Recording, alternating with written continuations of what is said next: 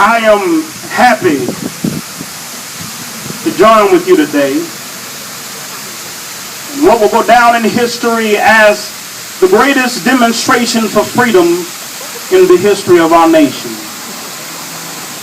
50 years ago, great American in whose symbolic shadow we stand today signed the Emancipation Proclamation.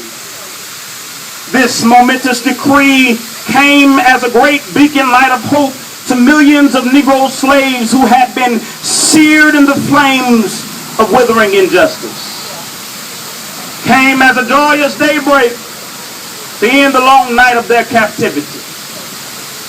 But 100 years later, the Negro still is not free.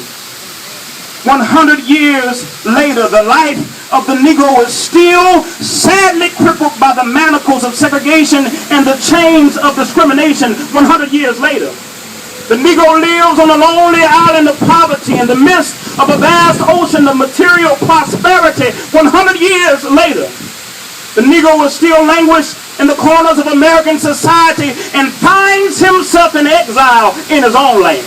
And so we've come here today to dramatize a shameful condition. In a sense, we've come to our nation's capital, cash a check. When the architects of our republic wrote the magnificent words of the Constitution and the Declaration of Independence, they were signing a promissory note to which every American was to fall heir.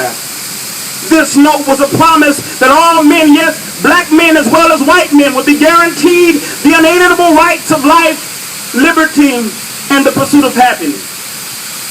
It is obvious today that America has defaulted on this promissory note, so far as her citizens of color are concerned.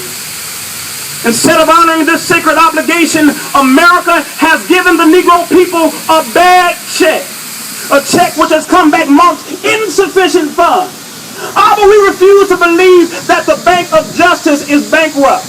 We refuse to believe that there are insufficient funds in the great vaults of opportunity of this nation, and so we've come to cash this check.